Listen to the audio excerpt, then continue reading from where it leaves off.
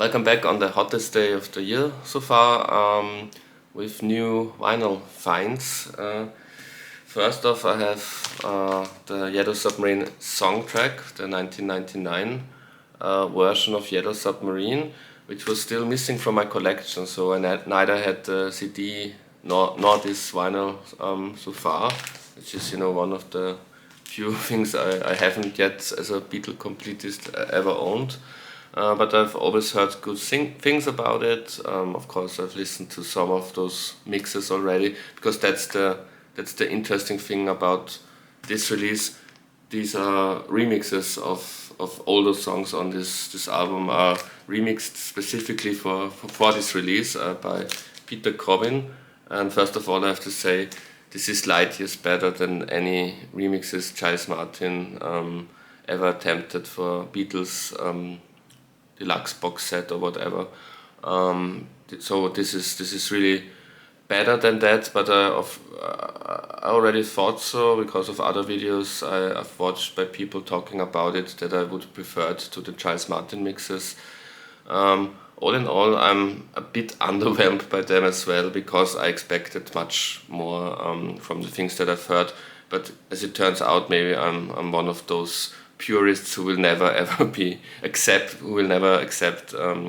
remixes of Beatles stuff, with a couple of exceptions. There are some songs, especially from the early albums, where there's some really mistakes made during mixing, and I exclude those songs from my criticism. But just to remix everything just to have a new reissue that you can sell, I'm not a fan of this. But as I said, it's better than the Giles Martin mixes. Is much more thoughtful, it's much more subtle. It's just, I think, what he attempted was to make the things sound brighter, more colorful, and also more playful, maybe, less muddy in places than the original ones. Whereas Giles Martin totally reinterprets the material, and it's like he's tearing down a building and then starting again from scratch, and it sounds like that. But these are alright mixes, and of course it's nice to have Yellow Submarine, the official canonized album Yellow Submarine, with just 5 or 6 songs on side A and George Martin Orchestra on side B. That's of course the least of all Beatles studio albums, if you even count it as one. But this is really a nice cohesive way to listen to it, with all the songs that were used in the movie, except for, I think, A Day in the Life. I don't see A Day in the Life here. Okay, that's missing, but I think apart from A Day in the Life, all the songs that were used in the movie are on here. Yeah, it's good. It's good that I finally own it now, and that's it. So that's everything I can say about the Yellow Submarine Songtrack. But the more interesting Beatle release I purchased in the past couple of days was Meet the Beatles, but it's not the very famous American Meet the Beatles. It's the Japan version of it. Also a different tracklist from with the Beatles, but also the American Meet the Beatles. And I have to say, this is the tracklist I enjoy the most of all those variations of this with the Beatles albums. It's the most of all those that feels like a best of 1963 compilation. This is really like the best songs from 1963 in a very good running order. I think it's very good the way it is sequenced. And also it's on red vinyl. It's a pressing from the 60s, so it's really in a very good condition, the cover and the record. It's really, I don't think it was played very often. It sounds great.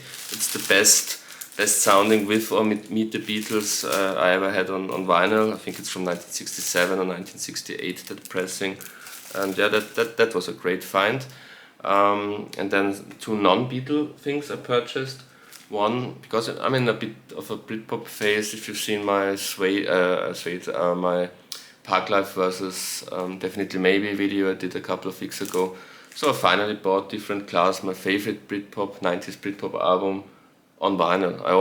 I had it on CD since it came out, and it's my favorite of those albums. And now I finally own it on vinyl. You know, I'm a bit hesitant to buy these 90s reissues of records that were only intended for CD at the time they came out. It's not really, you know, these productions weren't really made to sound good on vinyl, and they weren't recorded with the thought that they should sound good on vinyl. That was just an afterthought at that point in time. So I think I will prefer to listen to different class on CD in the future. But it's nice. It's a nice thing to have this iconic album on vinyl. And the next one is a bit of a similar thing. It's a 90s Britpop album that clearly was made in the CD age, and I don't expect it to sound awesome on vinyl. It's Suede's Dogman Star, and I haven't yet listened to it because I haven't even yet opened it. And so this is the unboxing part of the video. I hate unboxing videos, but you know, it just came in. It was just delivered to me 10 minutes ago. So and I wanted to make this video now. So you will watch me while I unbox this, if you can call it unboxing. It's just this plastic wrap, shrink wrap. Yeah, it's also like Different Class, one of my favorites albums from that era, and also interesting.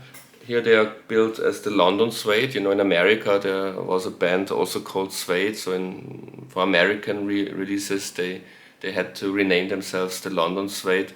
And for this reissue they went with the name London Suede. Maybe some rights issues there still, or maybe they thought it's funny to have this under this name. But all my other Suede CDs of course are Suede and not London Suede, so it's also kind of a curiosity to have now a London Suede album. So now I try to open it, and yeah, this is a great album, very big sounding, especially the last third of the album is almost like a Britpop version of the Abbey Road medley, you know, those big cinematic songs. And it's a gatefold. That's the way it looks. I'm not the best unboxing channel, I'm afraid. It's not really where my interests lie. Yeah, this is like that. Not very interesting looking, I have to say. But the vinyl itself, it's a see-through, it's a clear vinyl.